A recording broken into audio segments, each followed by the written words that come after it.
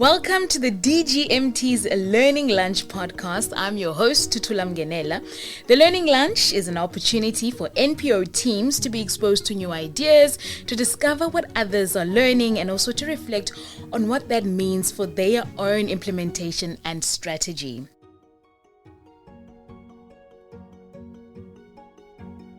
The last 2 years have been very challenging for individuals, for families, communities, and for us as civil society.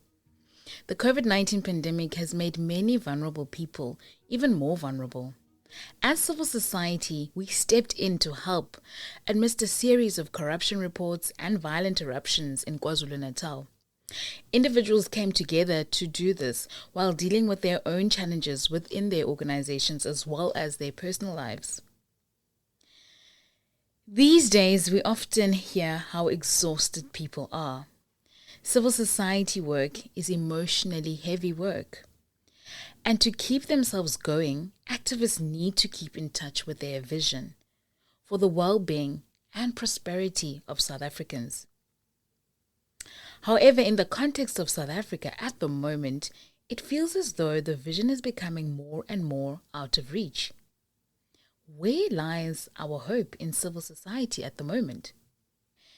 Today, we are not seeking to provide solutions to the challenges that we may have faced during the pandemic, but we seek to provide a platform for honest sharing, for reflection and acknowledgement that it has been difficult, and that somewhere we need to stop and we need to fill our tanks so that we can go on again. Today, we'll be speaking to Ruby Mutaung. She is also known as Mamo Ruby. She is the Executive Director of TREE, which stands for Training and Resources in Early Education. Mamo Ruby has experienced a whirlwind of challenges in the last 2 years. She'll be sharing her story and giving us hope as to what helped her to continue. We will also be speaking to Dr. David Harrison, the CEO of DG Murray Trust. David Harrison in 2020 wrote a book entitled Harnessing the Thunder, which he dedicated to those who work in civil society organizations. Mama Ruby, what an honor and a privilege to have you with us. Thank you for inviting me. You joined the organization TREE in 2018, but at that stage, TREE was going through some transitioning, and you were the new manager that had to lead the retrenchment process. That must have been a very difficult time. But Mama Ruby, you managed to turn things around for TREE. Can we start your story from 2020 when we started COVID lockdowns? Good afternoon to everyone, and I am really honored. I thank DGMT for providing this opportunity. What a brilliant idea, to share our experiences that can, bring about, a sense of regaining strength. During 2020, what was my biggest challenge was to understand people that are within the organization. Do they in fact understand, what we're going through, and how do I relate to them as to me also understanding myself? And I had to understand the working environment in relation to our beneficiaries. How can we make sure that the circumstances that we find, ourselves under, are still able to respond to the beneficiaries? And that reminds me one of the common statements that I read in David Harrison's book, where that COVID has taught us, to kind of challenge us to stop thinking the old ways, but to come up with new ways of thinking. And you're not given enough space of doing that. You need to think, abruptly. So that's what I needed to kind of adapt to as an individual, so that I am able to find, the entire organization so that how we respond to our beneficiaries. Because for me, what matters more, were the people who rely on us, to bring about, difference in their lives. So when lockdown came in, as much as I was so miserable and frustrated the first 3 months in my home, but funny enough, when I talk to people, I would say there's so much positive that has come up, with COVID, because it gave me time to relook, rethink, reimagine, and reinvent my thoughts. I needed to reshape how I even submit our proposals as well. I funded organization. I needed to rethink, how do I use this COVID to make sure that this COVID, in fact, is helping us to sustain our organization. And it was worse when you listen to all, as we connect with other NGOs, that other people are struggling. And we were struggling in 2019, 2018, 2019. And here we are in 2020, we are kind of stabilizing in terms of finances. So that's how, COVID has kind of helped me to change the mindset. And how do I then, deal with my team in terms of their emotions, in terms of their readiness in responding to the needs? Because as much as we have to deal with our emotions, but there are people who are looking up to us in terms of making sure that we bring all the services that they're used, to receive from our organization. And that, in the true sense, shaped my thinking. It shaped how I see life. It shaped how I respond, how I ask for help, now. And I then, as I've mentioned earlier, having connected the pieces of this puzzle, and send out many proposals and getting responses as much as I can even not, count. And then how ready are my people, the team, to go and serve the people? Because remember, we were on lockdown, but we applied for a permit for a reason, because we wanted to make sure that we continue serving our people. But I needed to make sure that these people are ready emotionally. And that was my responsibility, to make sure that the 132 people that are employed in that organization, when the call comes to say, we have received the food parcels and people are hungry, they need food parcels, are we ready to go? What measures, what systems are we putting in place to make sure that we are protected and we are protecting people that we are bringing these services to? So we, because of all the activities that were built in before as means of changing and making us ready, we were able to all think together to come up with all the ideas that can make sure. And I want to, be proud about the reality that out of the 32 people that are working for that organization, only 3 people up to now were affected by, who were tested positive, including me. Yes, and that's the thing about your story, Mamorobi. It's so captivating because you also contracted COVID. And through it all, you were still able, to continue. I know that it was a very difficult time for you because there was also a time where we had the looting, the violence in KZN.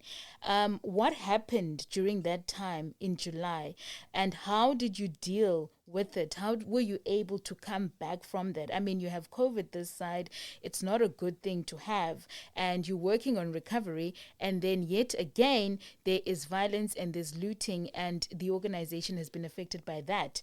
So we want to understand, Mamorobi, how did you deal with that? In responding to that, it reminds me of a quote by Mike Todd. That's how I cruised through 2021. I quote, crazy faith is thoughts and actions that lack reason, but trusting fully in what you cannot prove. And when I read, David's book, I see exactly that. I see exactly that code in action. And that code is a presentation of my 2021. Let me get to my 2021. Quite a number of things that happened. One, there was a presidential stimulus package that nearly drove me to mental hospital. And as if that was not enough, there was a car jamming that happened while I was busy, at work, supporting my team because of COVID relief food parcels that we received. So it's in me.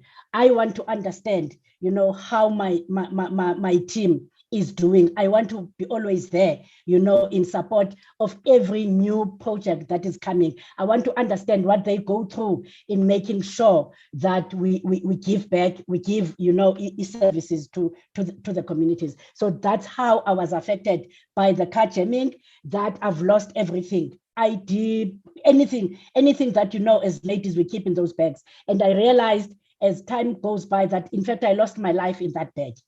But the funniest thing again is that when I could see people that people are traumatized, I allow them to go and deal with the trauma of losing their lives. But I said to them, we've got 120 people that are waiting for us in Winen. I can't phone them and tell them that we're not coming.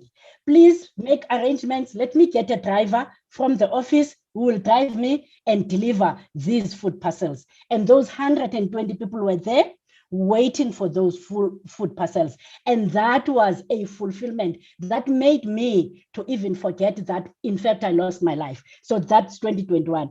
And the third thing about my 2021 was when I caught COVID and I was hospitalized for almost 8 days. And just a week after being discharged, riots happened. When my doctor asked me to stay away from work, because COVID has its after effects that has to do with your mental status, I did not listen. When riots happened, I was the one who drove after 2 days or 3 days to the office when no policeman can help me, when no 24-hour service security can help me, because I want to know how far is the damage, what has happened in our office. And I went to the office, and that's when we realized that, in fact, we've lost up to 9 million is the damage. And within this 2021 July, that is where I bumped into the book, in fact, that I received a long time before. I don't know where I kept it, and I don't know why it caught my eyes during that time.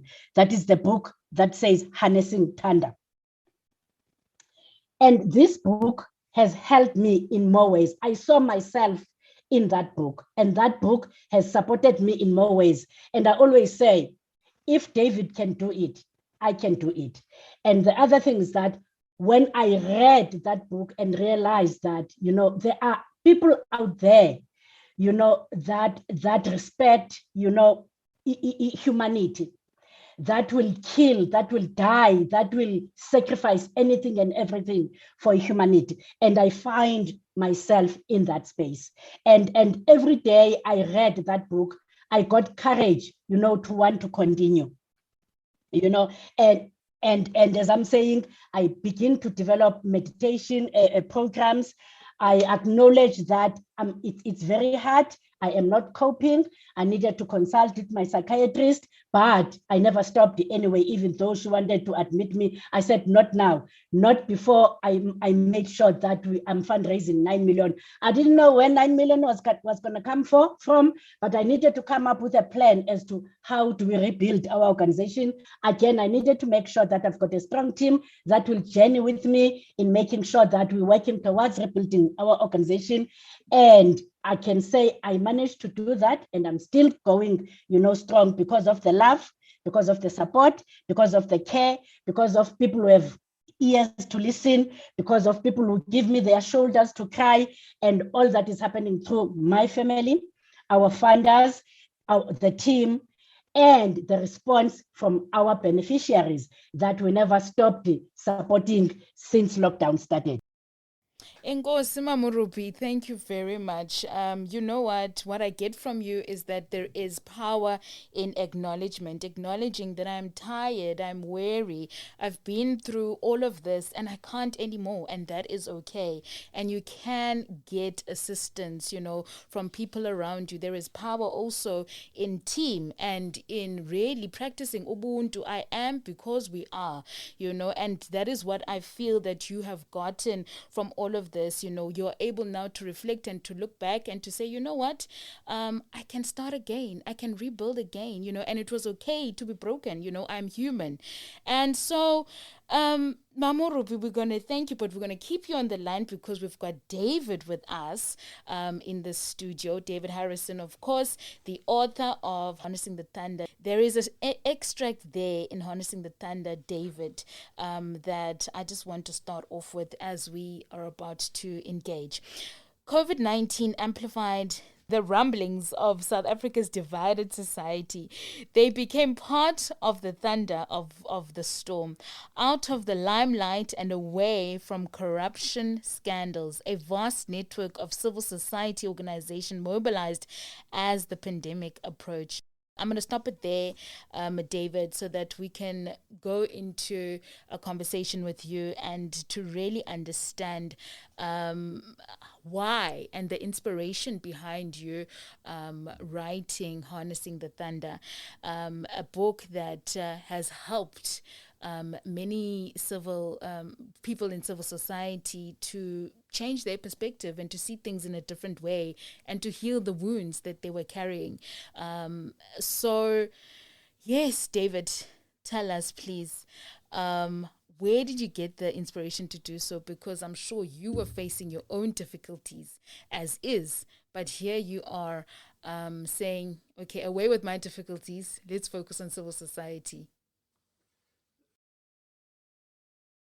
Thank you very much. It's very humbling to hear that the book has had such an impact on people, and I'm very relieved and I'm pleased to hear that, because it was written as a book from the heart. It was written as a spontaneous book that emerged from the experience of watching and from the experience of drawing on the stories of people right across the country who are doing amazing things and feeling so inspired, feeling inspired by how quickly civil society mobilized, how quickly people responded right away to the crisis that we're facing. And the word you were looking for is seismic. And seismic relates to the rumblings that happen in the earth, the rumblings that sometimes break forth into volcanoes, explosions, or earthquakes. In South Africa, and certainly with the high degree of inequality that we have, there are constant seismic rumblings. There are constantly this sort of undercurrent that is happening in our society that is to a large extent suppressed. And what COVID did, I think, is that it created new fissures. It created new opportunities for some of the deep-seated hot anger to erupt, to come out. It exposed, those fissures really exposed, I think, in ways that hadn't been seen before, just how divided, how far apart people in South African society are. Because it boiled down to whether people had food or not. And it became so clear when lockdown started that some people had food and some people didn't have food. And so it was exposed for all to see. And I think in a way, and to speak about the July riots, I think that yet again, that was an explosion through one of those new vents, one of those new fissures that had erupted. But I wrote it because I sometimes feel that that in the midst of a crisis or where something new happens, civil society just rolls up its sleeves and gets down to business. And it doesn't have PR agents to write the story. And so I think that when the story gets told, often the role of civil society gets unrecognized or underplayed. And to be frank, we saw right at the beginning with the president responding and turning to business to come in and provide support. And you understand that because business has got expertise, it's got resources. But it was this incredible groundswell of civil society right across the country that was the first to really get to grips with the needs of people and start to respond to them. So I wanted to tell that story. Obviously I could only tell it from the experience of DGMT and our interface with so many community-based organizations across the country. But I wanted to capture both the incredible care as well as the creativity that unfolded as a result of the COVID pandemic. Sure. Powerful indeed. And I think you definitely did what you meant to do through the book, and it's come out through what Mamurubi has already illustrated. And another thing about civil society is that people work very hard. It's emotionally heavy work, and it's difficult to keep going and to keep in touch with their vision, and to not get lost in the dealings of the circumstances daily. And so I think the next thing is, as we stand as civil society, where to from here? Where do we get the hope from? Where does civil society get their hope at the moment? I think our hope comes from within us. I think our hope comes from the fact that we're driven by an instinct of care, dare I say an instinct of love. And that's incredibly powerful. But it's a double-edged sword in a way. I think it's what gives us a motivation. It gives us an intrinsic ability to rise to the equation, to respond to crises, because it's instinctive. Because it's not simply about accumulation of money or external reward. It's something that wells up from within us. But I think, and we've heard it from Ruby today, the challenge is that precisely because we care so much, we feel so much. And that's hard. Sometimes to be exposed right at the at the front line of people who don't have food, or our own staff members who have lost so many relatives, or who we have to retrench, and it's like a knife going into us. And I think that's ironically it's precisely because we care that we have hope, and it's precisely because we care that we sometimes find ourselves feeling like we're taking the entire world upon our shoulders. It's because we care. It's the heart, driven by an instinct of care. That is where the hope lies. Now, just reflections on harnessing the thunder. How can people in civil society fill up our tanks, and not just as activists, but as people too? Yeah, so let me start with just some of the perspectives that I've found useful in my life. As I said, we're not chasing money. We're not chasing short-term reward. We try to transform a society. And we all have to accept that none of us is going to ultimately achieve everything we want to do. Our dreams, our goals, our ambitions are always bigger than when we look back in our lives, we can say we have accomplished. But what we can say is that we have made the world a better place, that there are things that we've been able to do that increase the probability that our children will grow up and have greater opportunity, greater fulfillment, greater realization of possibility than we ourselves did. And so for me, I think that's a really important perspective as an activist in civil society, is to understand that our role is to identify what we can do, what are the levers we can use to make our society better, to enhance the probability that the life for our children will be better.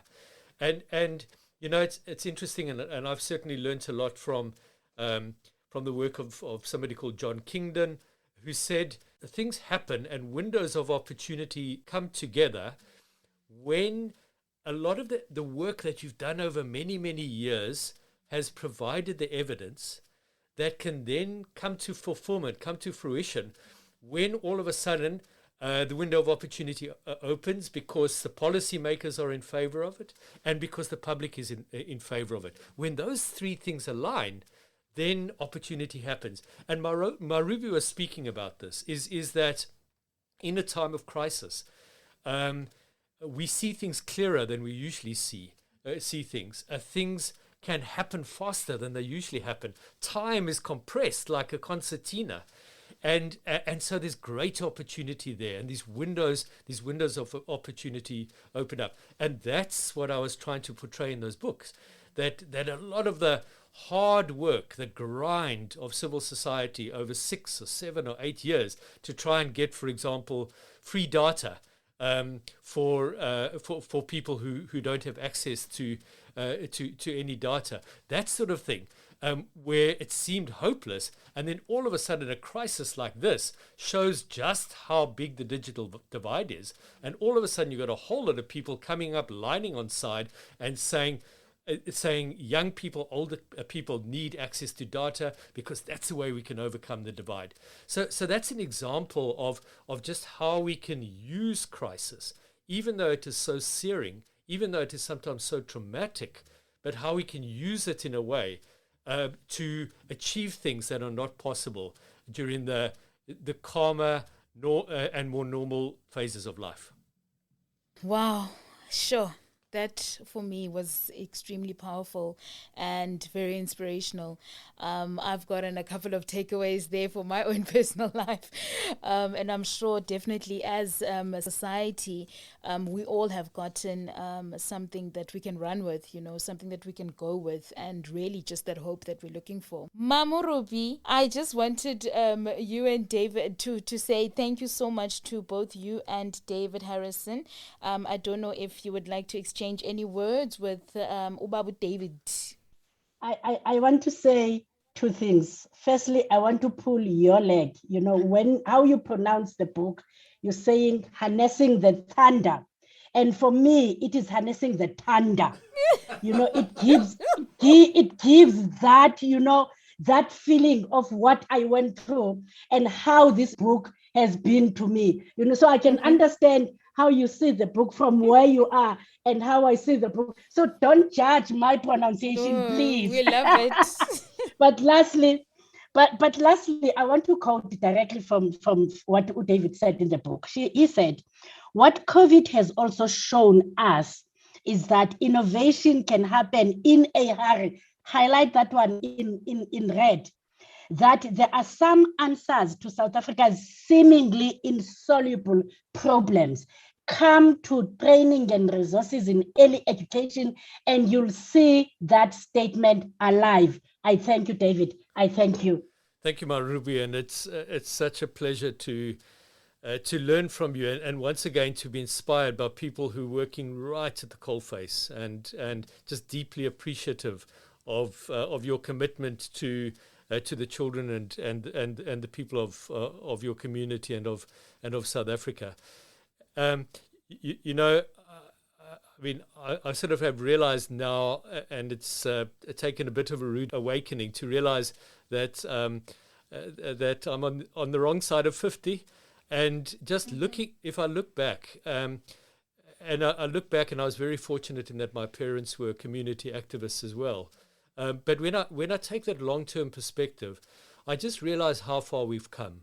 I just realized how much more dignity people have than they had. How much less kwashiorkor there is, despite all of the challenges and the growth of crime and many of the challenges. But if we take a longer term perspective, we see that our trajectory is upwards, and sometimes we go over the edge, like we've done in the last 2 years. We hit the rocks. And it's incredibly hard, and it's difficult for us sometimes to pull ourselves up.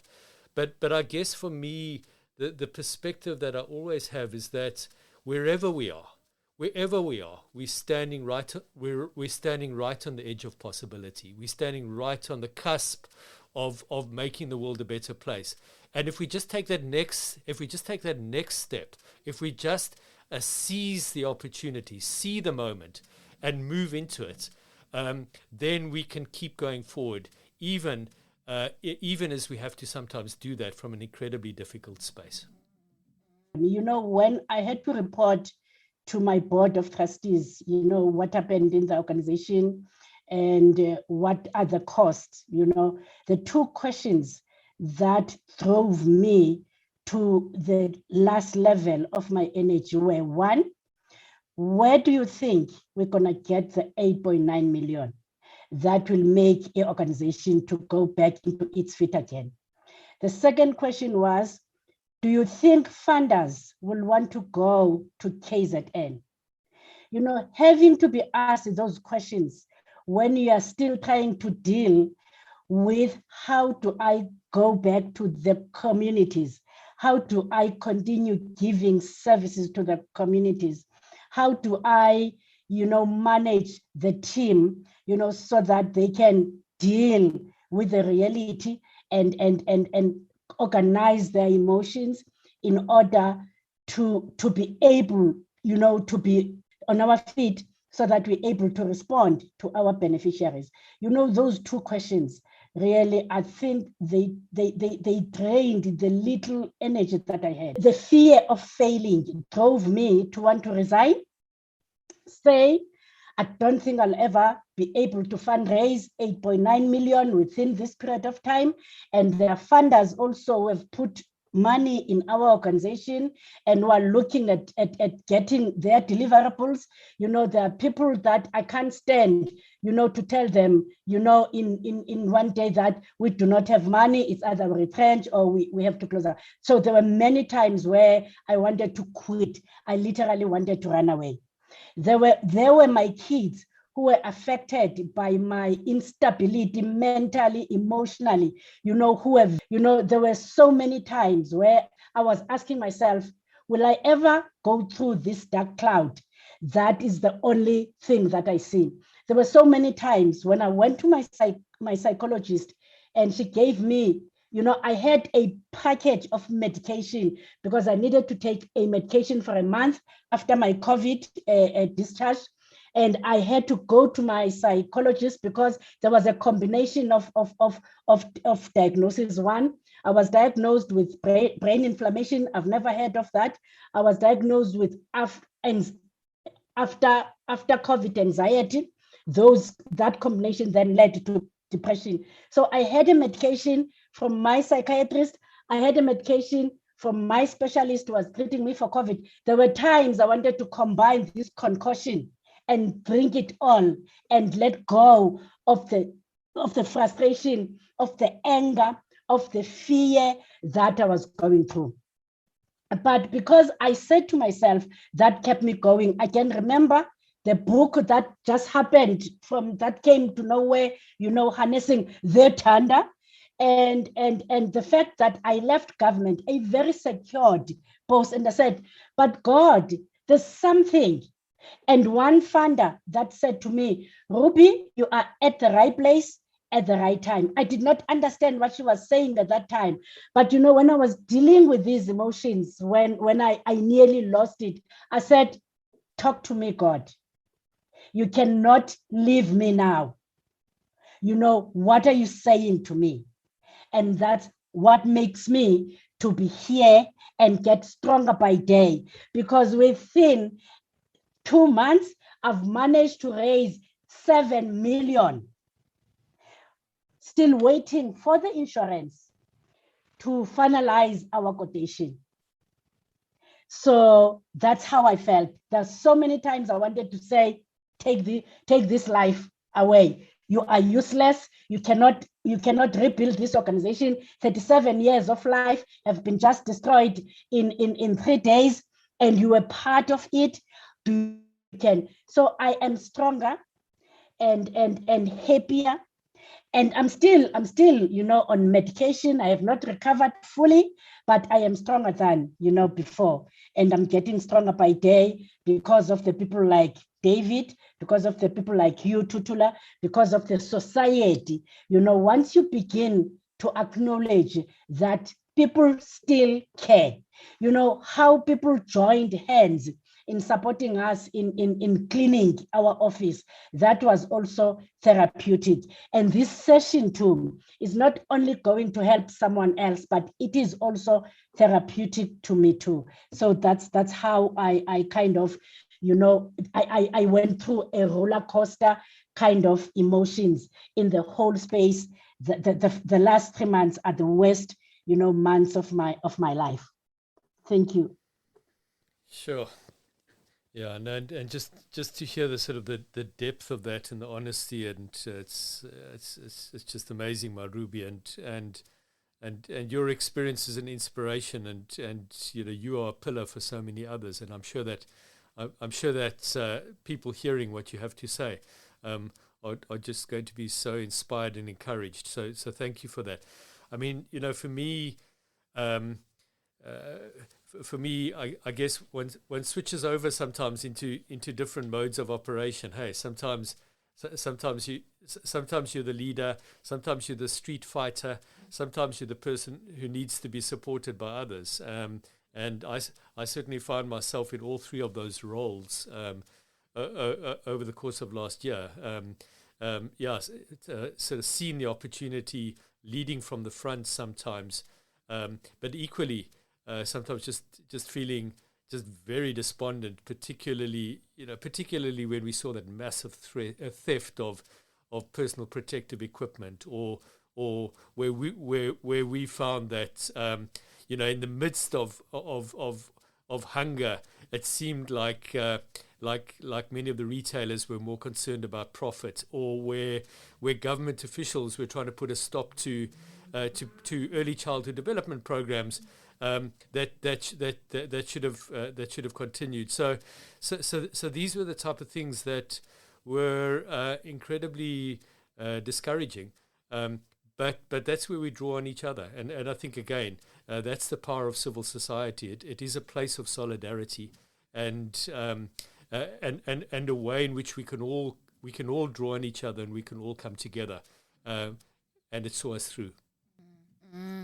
Absolutely. Thank you both, Mamurubi, Sibonge kakhulu.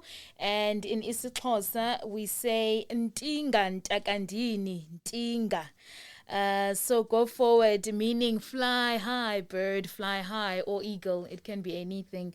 It can be any bird. So may God bless you and continue doing the work that you're doing. Thank you to you, Tutula. And harness the thunder. Thank you, I will. That's great. Thank you to you, Tutula, too. Thank you so much for the session.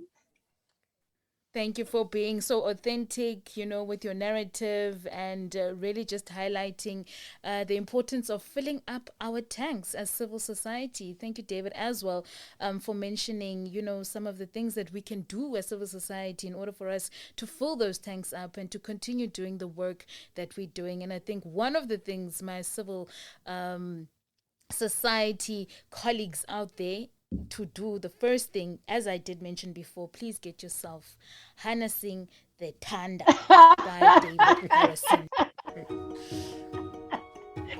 Thank you, Tutula. Thank you, David. Thank you. Go well. Please stay with us. We are going to have our takeaway moment, so please do stay tuned for that.